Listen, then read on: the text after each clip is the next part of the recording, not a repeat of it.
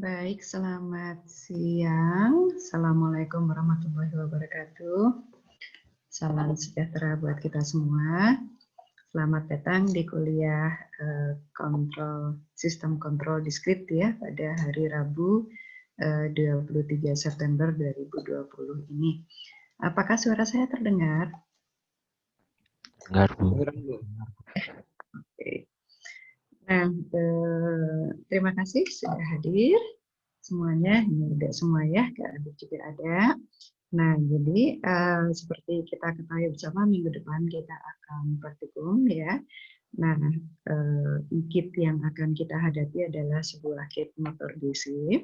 Nah, saat ini saya akan memberikan sedikit latar belakang pemodelan motor DC ya, karena kemarin pada hari Senin kita sudah bicarakan tentang identifikasi sistem, ya, identifikasi sistem orde 1, identifikasi sistem orde 2.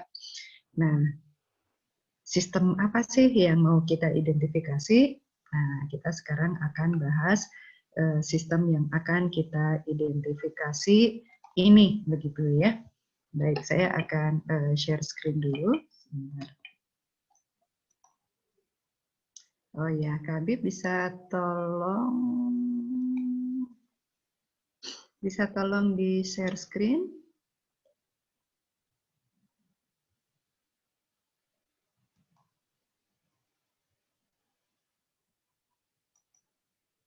Oh, sudah, Bu. Terima kasih. Ya, nah jadi saya beri gambaran sedikit tentang pemodelan sistem kontrol DC. Ya, ini slideshow-nya sudah kelihatan? Sudah, Bu. Nah, ya baik. Oke. Nah, sistem motor DC kenapa dipilih sebagai kasus pada kuliah ini? Ini karena motor DC itu merupakan penggerak untuk macam-macam aktivitas ya. Kalau di mechanical engineering apa sih yang nggak pakai motor? Semua pakai motor ya. Mau mesin bubut, mesin milling, mesin CNC, mesin robot, ya, gates, fan, kompresor, semua pakai motor begitu. Demikian pula di teknik fisika ya, berbagai perangkat itu pakai motor semua, fan, kompresor, pompa ya, itu pakai motor. Jadi kita perlu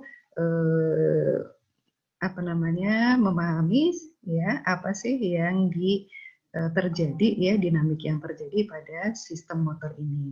Nah, motor ini pada dasarnya adalah gabungan dari sebuah sistem mechanical dan electrical ya.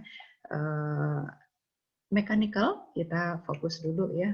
Mechanical ini ada posisinya di mana? Sebentar, saya akan. Nah, mechanical ini ada di bagian yang akan digerakkan ya. Jadi kalau di bagian yang dalam skema ini ya ada beban ya yang ingin diputar. Nah, sumber perputaran gitu kalau gerak rotasional itu adalah torsi. Jadi kalau kalau kita menggunakan persamaan Newton 2 ya, maka kita akan dapatkan persamaan seperti yang muncul di sini bahwa resultan torsi itu akan menghasilkan pergerakan perputaran pada beban ya. Nah, bebannya ini dilambangkan oleh J0 atau inersia ya, di sini adalah inersia. Bebannya ini beban mana saja? Ini adalah beban total ya. Jadi kalau misalkan kita lihat di sini ada skema motor, terus menggerakkan ada roda-roda gigi, terus ada beban. Nah ini secara kalau kita ingin lihat secara keseluruhan ya ini adalah inersia total keseluruhannya ya. Keseluruhan bebannya yang nanti akan menghasilkan perputaran theta. Begitu. Nah, torsi ini asalnya dari mana? Asalnya adalah dari arus ya yang dihasilkan pada rangkaian sebelumnya. Ya, jadi arus di sini KI, oh ya maaf ini indeksnya kurang, harusnya KIA ya di sini K2I. Oke. Nah, K2 datangnya dari mana? K2 ini adalah indeks torsi di sini ya. Jadi ada konstanta yang mengubah arus menjadi torsi, besarnya adalah K2 ya. Itu adalah spesifikasi sebuah motor. Biasanya berapa sih banyaknya arus yang harus dihasilkan untuk menghasilkan torsi tertentu. Nah, itu dilambangkan oleh K2. Nah, torsi yang dihasilkan motor ini biasanya juga harus melawan gesekan-gesekan, ya, gesekan-gesekan. Nah, yang dilambangkan oleh B0 nih, ya. B0 ini kalau kita bicara tentang gesekan, dia selalu melawan kecepatan, ya. Gesekan itu selalu melawan kecepatan, maka di sini B0 kali kecepatan sudut. Sisanya baru dipakai untuk pergerakan. Nah, persamaan ini, makanya setelah disusun ulang, kita akan mendapatkan K2I ya, sama dengan J0 D2 percepatan sudut tambah B0 kecepatan sudut. Ya. Ini adalah persamaan yang berlaku pada bagian beban, bagian mekanikal dari motor. Kemudian kita akan lihat nih asal muasalnya arus ini ya. Ini di sini arusnya ini arus A ya, IA harusnya, tapi nanti saya jelaskan kemudian. Baik, kita akan lihat di bagian rangkaian ini ya, di bagian rangkaian ini. Nah, kalau sebelumnya ini adalah input device, jadi itu di bagian sebelumnya itu adalah tempat operator itu memberikan masukan berapa kecepatan yang diinginkan, jadi memberikan set point kecepatan yang diinginkan ya pada bagian yang tidak dikotakkan ini, sehingga dia mengatur besarnya amplifikasi dari tegangan yang diberikan sehingga rangkaian yang di dalam ini mendapatkan tegangan sebesar K1 EV ya. Ini tegangan yang diberikan, beda potensial yang diberikan pada rangkaian ini.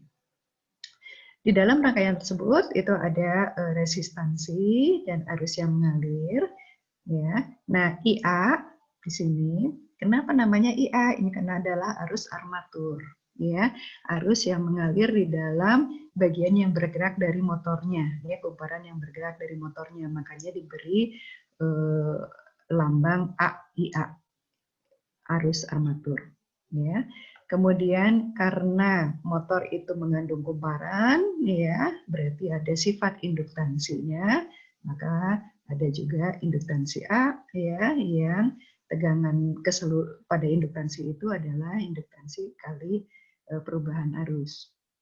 Selain itu juga ya, tegangan ini akan melawan gaya gerak listrik ya yang dilambangkan oleh EB ya, gaya gerak listrik atau electromotive force EB ya.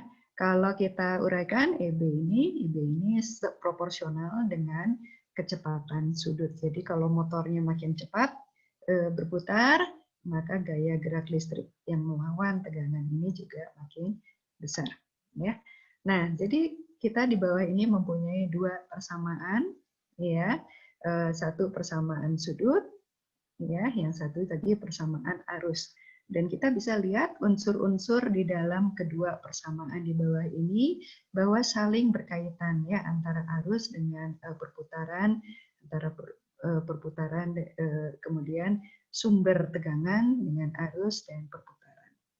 Oke. Nah, yang nanti saya akan ralat adalah arus di sini ya. Di sini kok I-nya nggak pakai indeks A harusnya. Ya, saya ketinggalan. Ya, harusnya di sini IA, yang di K2 juga IA ya, arus armatur dua-duanya. Jadi nanti saya akan perbaiki dulu sebelum saya upload di e-learning. Jadi untuk pengetahuan Anda, arus yang ada di persamaan pertama ini sama dengan arus pada persamaan yang kedua. Nah, kalau kedua persamaan ini digabungkan ya, dan kita menggunakan operator Laplace untuk menggantikan operator-operator diferensial ini ya, Anda bisa coba sendiri untuk menghitungnya. Kita akan dapatkan persamaan ini yang menghubungkan antara perputaran sudut ya dengan tegangan masukan ya. Jadi perputaran ini dengan tegangan masukan EV. Ya, Anda nanti bisa coba hitung ya, akan kita dapatkan persamaan ini. Dan dalam banyak kasus induktansi itu sangat kecil ya, induktansi LAS itu sangat kecil sehingga tinggal komposisi ini saja ya. Jadi unsur LAS di sini itu menuju 0 ya, tinggal RA ya, sudah dikalikan dengan yang lain-lainnya. Nah, karena ini semua konstanta, jadi kalau kita sederhanakan dan gabungkan konstantanya, maka kita akan dapatkan fungsi transfer seperti yang di bawah ini. Ya, jadi K di sini gabungan dari K1 dan K2, ya. J ini adalah gabungan dari J0 RA dan B, ya. B topi ini adalah gabungan dari RA dan B0 dengan K3, K2.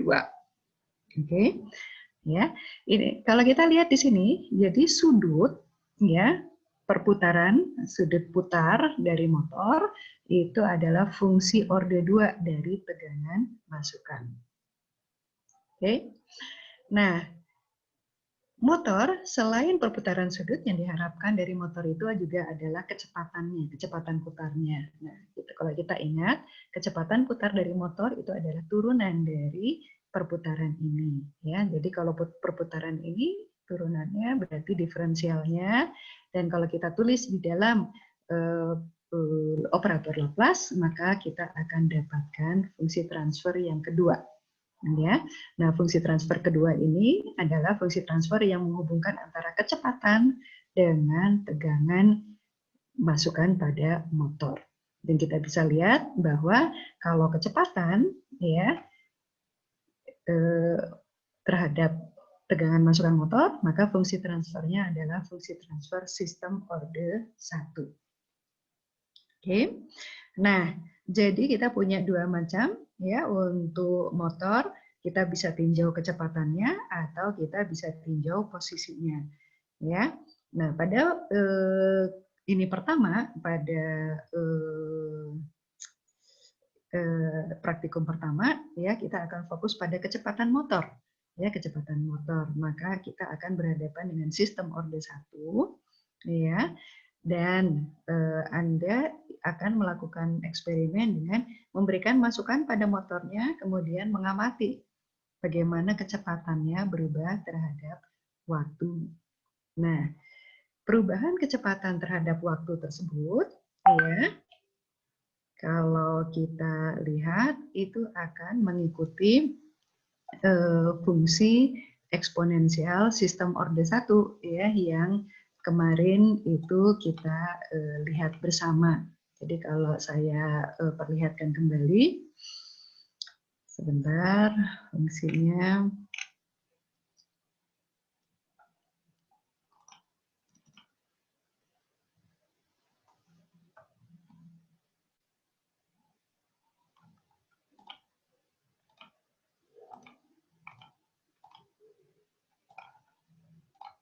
Ya. Nah, fungsinya adalah kira-kira gitu ya, nanti kurva kecepatan motor yang Anda akan dapatkan terakuisisi pada sistem Anda adalah seperti ini. Nah, tugas Anda kemudian adalah mengidentifikasi dari gerak ini ya, berapa nih ya harga konstanta waktunya, harga penguatannya, harga waktu tundanya, gitu. Nah, Anda dibekali dengan fungsi Laplace ini, Excel ini. Nah, silakan dimodifikasi, ya, silakan dimodifikasi. Gimana caranya supaya nanti data yang Anda dapatkan dalam eksperimen tersebut itu dapat digunakan dan Anda nanti bisa melakukan regresi ya untuk sistem ini untuk mendapatkan berapa sih gainnya, berapa konstanta waktunya, dan berapa waktu tundanya. Nah, selain itu, kalau yang di sini ya, yang ditampilkan di sini, kalau kita lihat ya, sebentar, data kita solve dulu ya. Seperti biasa kita solve ini. Kemarin kita sudah bahas ya, kalau kita mau melakukan regresi atau minimisasi sum of square error untuk curve fitting. Ini sebenarnya regresi ini adalah apa namanya, salah satu unit ya dari satu keluarga kegiatan yang namanya curve fitting ya. Fitting, mencocokkan kurva, mencari kurva terdekat yang bisa menggambarkan sebuah fenomena gitu. Nah, jadi kita mencari sebuah kurva yang diwakili oleh parameter-parameter K, tau, TD, ya Anda sudah lihat seperti yang kemarin, ini saya ulangi lagi supaya ingat saja. Oke, nah kita akan dapatkan kurva seperti ini. Nah, Anda nanti akan mencatat berapa gainnya, berapa konstanta waktunya, berapa waktu tundanya.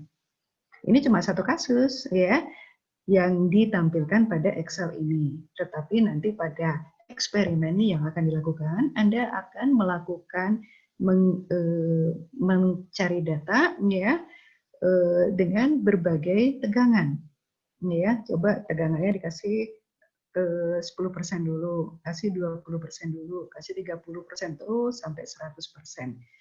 Nah, pada setiap pemberian tegangan tersebut, ya Anda akan merekam data yang didapatkan, kemudian akan melakukan identifikasi seperti ini. Oke, nah apa gunanya?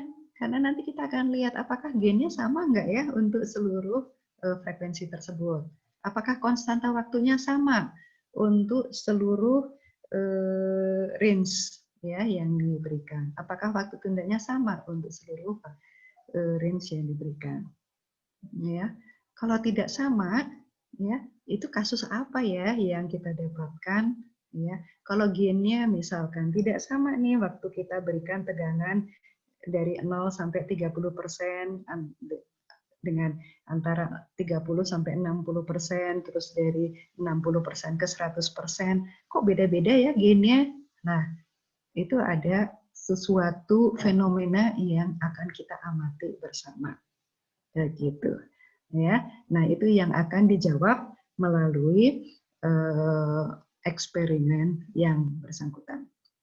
Oke, sampai di situ dulu. Saya akan stop dulu ya. Silakan, saya akan menampung pertanyaan dulu dari teman-teman semua. Silakan.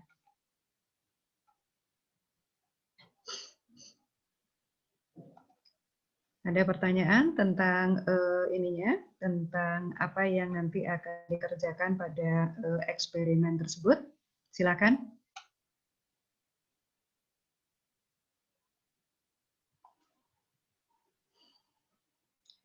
Atau barangkali Kak Habib, mereka barangkali sudah bisa nebak ada fenomena apa tadi yang mau dicari melalui eksperimen pertama ya? Barangkali bisa dikasih kuis. Ada yang tahu nggak? Tadi kalau kita berikan tegangan dari 0 sampai 30%, gainnya ternyata beda dengan kalau kita berikan tegangan dari 30 menjadi 70%, ya. Beda lagi gainnya kalau kita berikan dari 70 sampai 100%.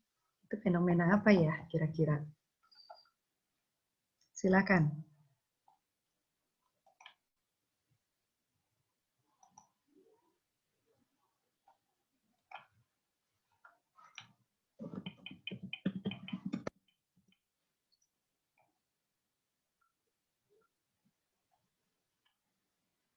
Tidak ada komentar? Baik, ya kalau nggak ada komentar. Apa ininya fenomenanya? Suara saya kedengeran kan ya? Non-linearitas mungkin, Bu. Linearitas, betul. Tadi siapa yang bilang linearitas? Non-linearitas.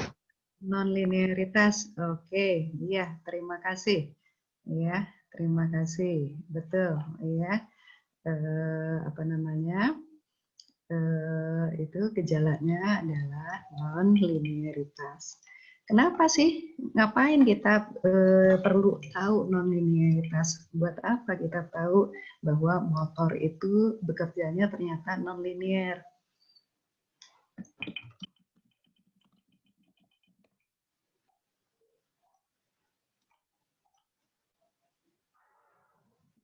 Kenapa kita perlu tahu bahwa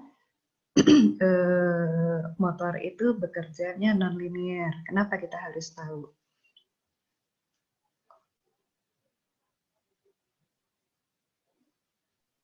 Mungkin dengan mengetahui karakteristik non-linearnya, kontrol kecepatan maupun kontrol posisi nanti bisa lebih menjadi presisi, Bu.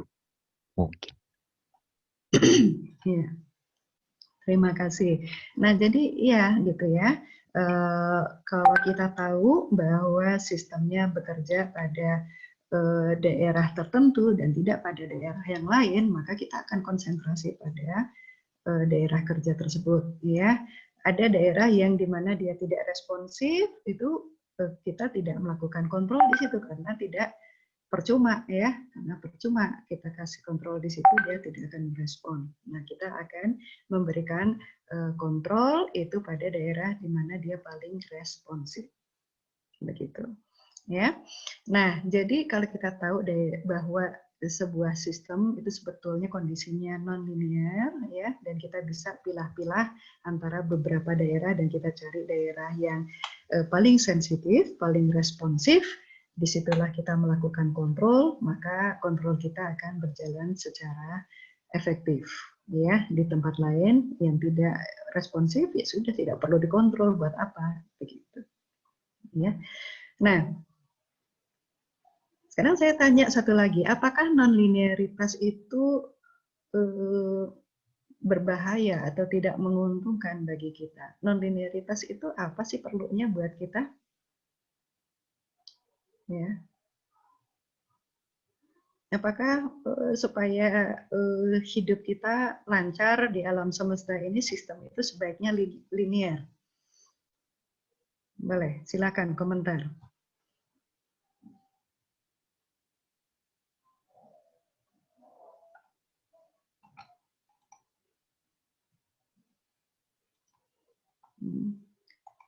Ya kan kita belajar di matematika gitu atau di sistem kontrol, kita batasi analisisnya pada sistem linear. Gitu. Nah, jadi kebanyakan teori kontrol itu pada kondisi linear ya dilaksanakannya. Oke, pada kondisi linear.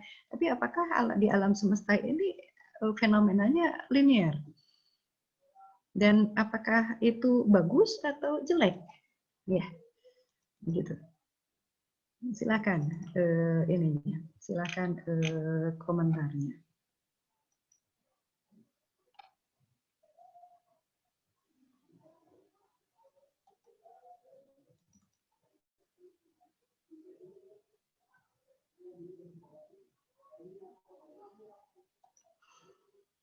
Di mana sih kalau kita bicara tubuh kita aja, tubuh kita ini responnya linear nggak sih terhadap stimulus-stimulus dari luar tubuh kita?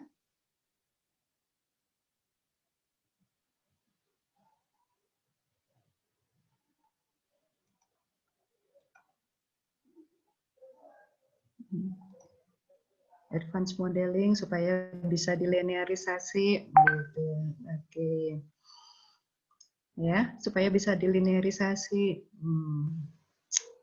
Ya, kalau kita ingin menangani sistem yang non-linear, memang kita berarti belajar advanced modeling. Gitu. Tapi kenapa ya? Kita tubuh kita non-linear terhadap stimulus dari tubuh kita dari luar tubuh kita, true or false? True, ya. Nah, kalau kita diciptakan seperti itu, bahwa respon indera kita, ya, respon apa namanya? Kalau kita diciptakan seperti itu, indera kita, anggota-anggota badan kita itu non-linear, itu berarti ada gunanya ya.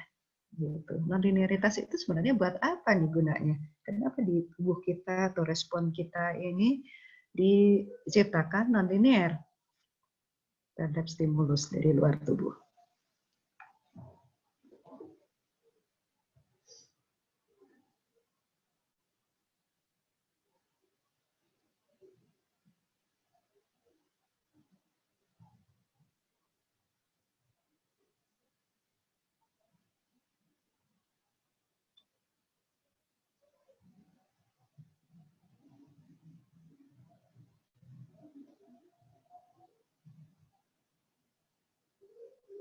Terus balik ya, untuk melindungi tubuh kita benar ya, menjaga kestabilan tubuh, melindungi tubuh gitu. Adaptif ya, kalau kepaksa akan adaptif ya, kalau dipaksa akan adaptif agar lebih fleksibel ya. Betul. Nah, tapi memang jawaban yang paling penting itu adalah melindungi ya, melindungi tubuh kita. Melindungi tubuh kita, bayangkan kalau pendengaran kita itu linear, artinya bisa mendengar dari frekuensi paling rendah sampai dengan frekuensi paling tinggi. Kita akan sangat terganggu gitu ya, karena semua frekuensi itu masuk. Kita itu bisa aman, tentram, damai itu karena yang kita bisa dengar itu sangat terbatas ya, frekuensi yang kita bisa dengar itu sangat terbatas. Jadi nonlinearitas pada misalkan indera pendengaran kita cuma bisa mendengar pada frekuensi antara 2 kHz sampai 20 ribu kHz ya, 2000 kHz. Nah, itu gunanya adalah supaya kita terlindung ya, tidak terganggu begitu. Ya.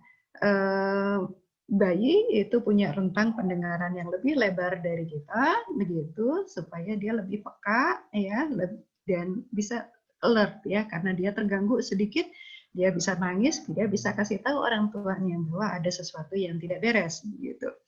Tapi orang tua, makin kita tua, makin banyak bapernya kan, gitu ya, makin banyak bapernya, lebih baik nggak usah dengar apa-apa, nggak tahu apa-apa, jadi lebih aman, tentram, damai, ya, tidak rewel, begitu. Jadi makin kita berkembang, menua, maka frekuensi yang kita bisa dengar itu rentangnya makin sempit, makin sempit. Gunanya apa? Yaitu tadi supaya melindungi emosi, melindungi diri gitu ya, supaya tidak terlalu mudah terganggu. Mata kita juga dibatasi gitu ya. Tubuh kita, gerakan tangan ini kalau nggak dibatasi, tangannya nanti muter-muter kemana-mana. Ya, kita tidak bisa jaga dia pada posisi yang tetap. Malah nanti jadinya kalau linear, tubuh kita ini nanti bergoyang kemana-mana, itu nggak karuan gitu ya, malah jadi nggak stabil begitu.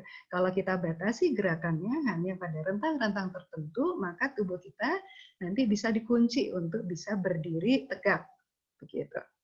Ya, itu juga prinsip waktu kita membuat nanti misalkan wahana robot gitu ya, memang atau wahana mekanik yang bergerak, memang gerakannya dibatasi pada rentang yang tertentu supaya kita bisa jamin dia bisa bergerak dengan mantap pada posisi-posisi tertentu.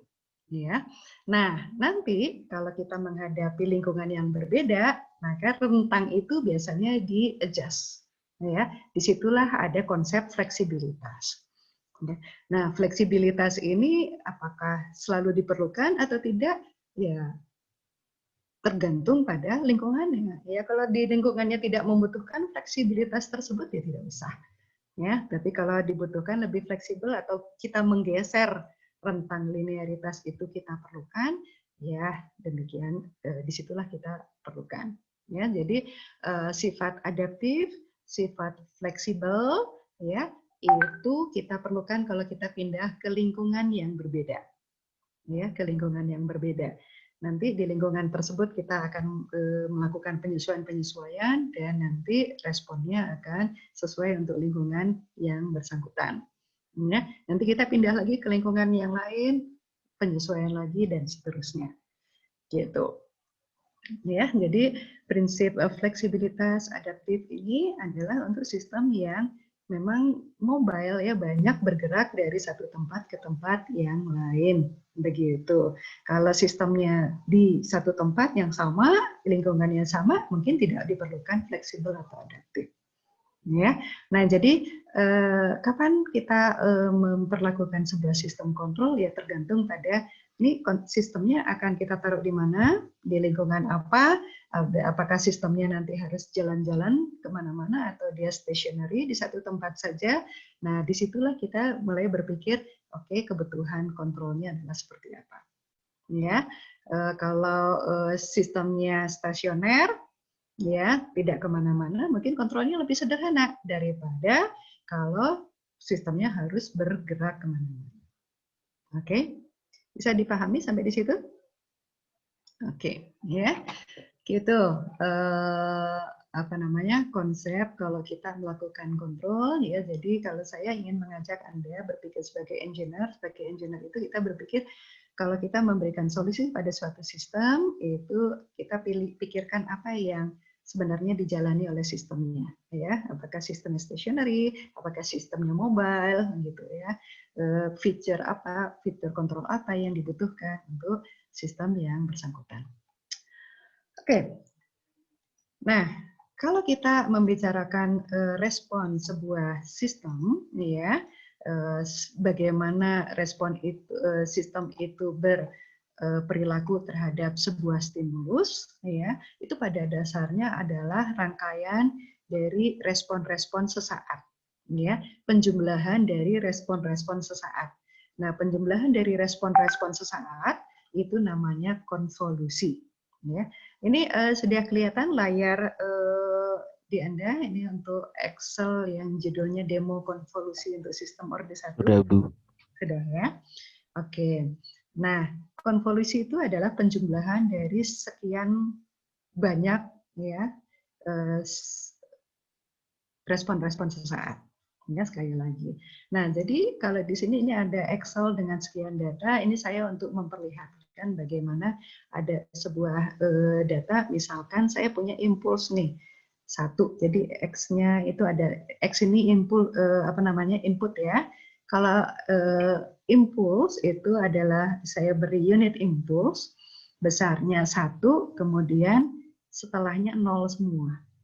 Ya, maka respon sistem orde 1-nya itu akan diwakili oleh Y0 ya, dan divisualisasikan di sebelahnya.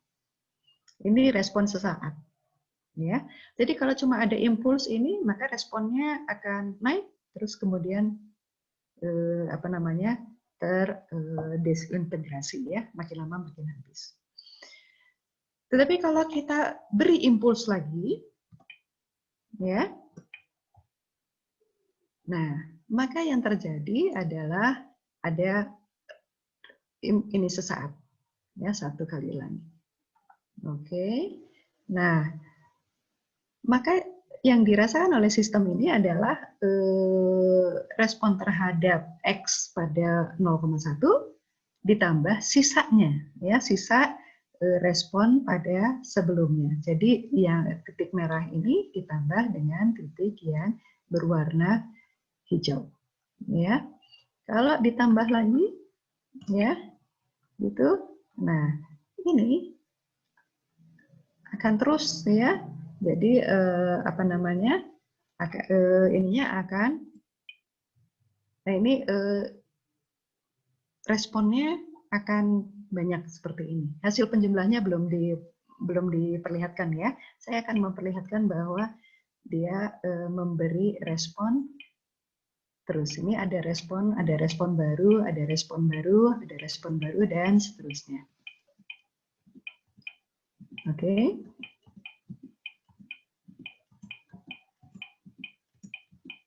Nah, jadi kalau kita punya sebuah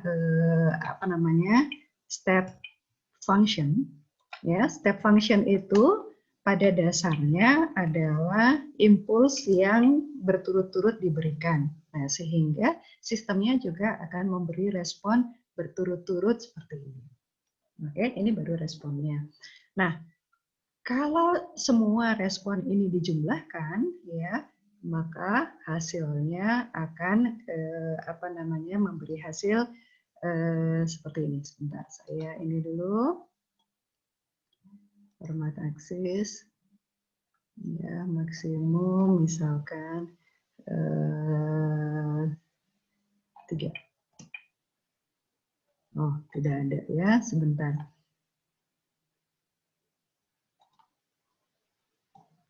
Oke, sebentar saya ganti dulu yang ini. Salah eksponennya.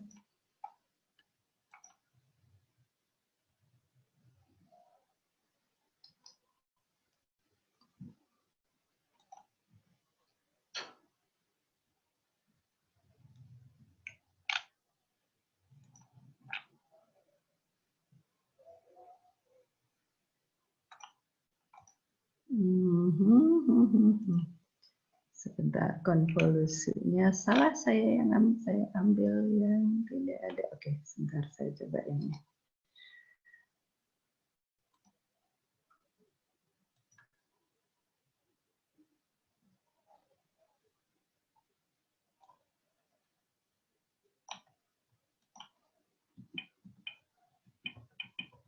Oke, enggak. Ya, saya share screen lagi ya. Sekarang yang seperti ini. Share. Oke. Nah, saya perkecil sedikit supaya tampak semuanya. Oke. Ya. Jadi kalau pada Excel yang sebelumnya hanya menampilkan yang di bawah. Nah, sekarang kita lihat efeknya ya. Jadi kalau ada impuls pertama ya, terus nanti ada impuls kedua. Nah, yang biru muda ini kelihatan di layar Anda ada yang biru muda? Kelihatan, Bu. Ya, itu adalah penjumlahan ya, hasil penjumlahan dari yang kotak merah dan segitiga hijau ya. Itu. Saya tambahkan impuls ketiga. Nah, ini naik lagi ya. Dan seterusnya.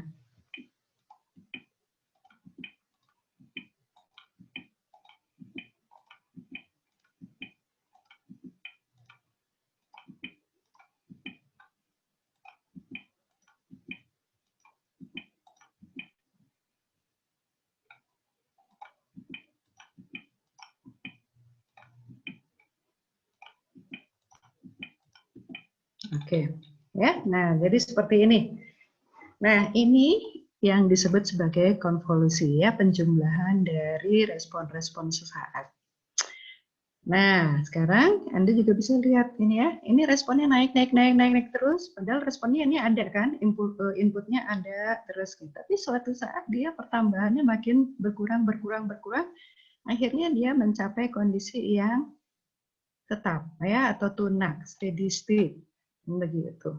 Kok dia nggak nambah terus ya? Kok dia tidak terakumulasi terus ya?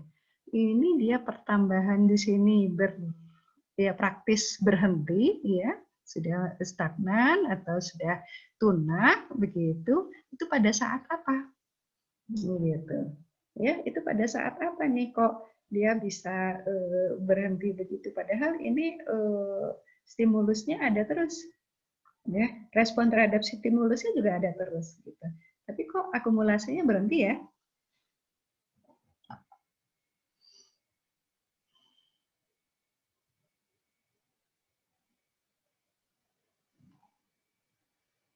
Silakan. Coba ada komentar? Ya. Kok kalau melihat ini stimulusnya ada terus, responnya ada terus. Nah, tapi kok akumulasi responnya menjadi tunak ya?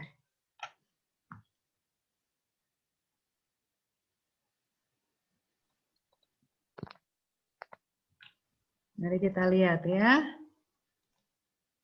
Saya stop share. Gimana nih jawabannya? Kok akumulasinya berhenti ya? Gitu.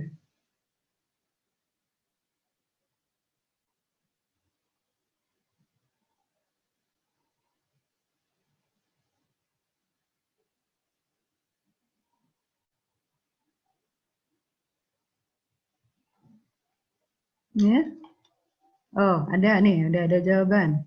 Karena kita tunak hasil konvolusinya sama terus. Ya, hasil konvolusi elemen yang dijumlahkan udah sama terus. Ya. Karena respon yang awal sudah menjadi 0. Ya, betul. ya. Jadi respon yang di awal udah habis. Kesetimbangan pertambahan dan pengurangan, ya betul juga.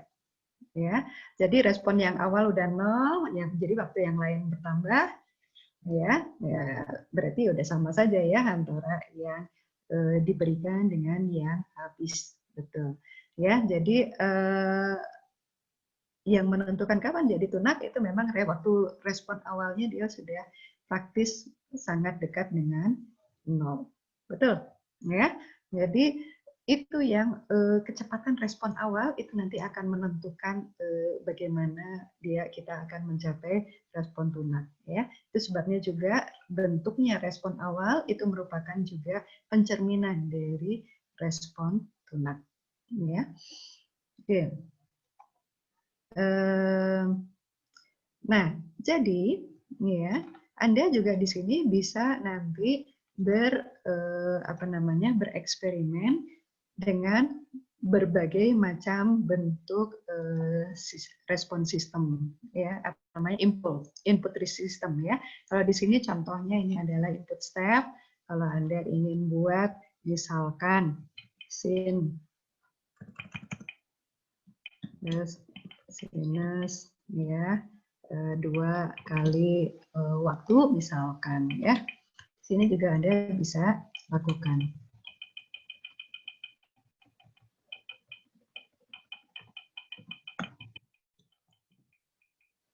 Nah, di sini Anda bisa lihat seperti ini, ya.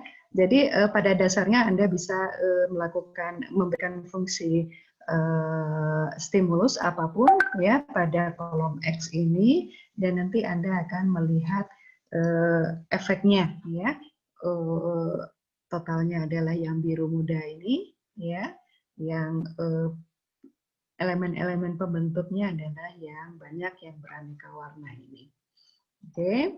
Nah, di sini jadi saya ingin memberikan gambaran pada Anda bahwa konvolusi itu ya secara matematik mungkin sulit dilakukan, tapi kalau kita lihat secara fisik apa yang terjadi itu sebenarnya adalah penjumlahan dari respon-respon sesaat, ya. Dan kalau kita menyadari hal tersebut, maka kita lebih memahami konsep transien, ya, bahwa sistem itu punya transiennya. Nah, apakah transien itu, kondisi transien itu akan kita kendalikan atau kita rubah atau kita manipulasi, itu yang biasanya menjadi titik tolak, ya, pertimbangan kita sebagai control engineers. Oke, nah jadi di praktikum pertama kita akan belajar tentang bagaimana mengidentifikasi sistem, bagaimana menentukan karakteristik sistem, begitu, ya. Nah, kalau sudah tahu karakteristiknya, nanti di praktikum kedua kita akan belajar mengendalikannya, begitu, ya. Itu kira-kira gambaran yang tentang apa yang akan kita hadapi pada minggu depan. Mungkin dari saya sampai di situ dulu. Mungkin ada masukan, tambahan, informasi juga dari Kak Habib. Silakan Kak Habib. Ya, dari saya mungkin seperti biasa mengingatkan untuk presensi hari ini. Kalau terkait praktikum masih belum ada kabar lagi. Mungkin hari Senin baru saya sampaikan terkait pembagiannya seperti apa seperti itu, ya. Untuk kitnya sendiri masih dalam proses pengerjaan seperti itu. Mudah-mudahan nanti hari Senin sudah bisa selesai. Oke, iya. Jadi mungkin nanti kita kabari lagi perkembangannya Kak Habib, ya, untuk praktikumnya, ya. Ya, betul, Bu. Oke, baik. Kalau seperti itu, mungkin dari ini untuk materi hari ini saya sudah cukup sekian. Tapi barangkali ada pertanyaan-pertanyaan dari peserta kuliah, silahkan.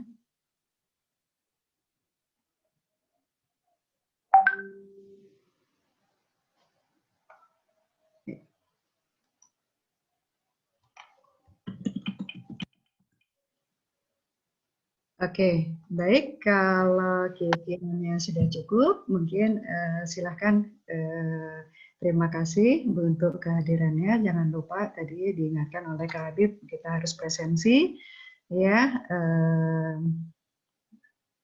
Dan silahkan ini, ya, silahkan meninggalkan praktikum. Meninggalkan kuliah. Terima kasih.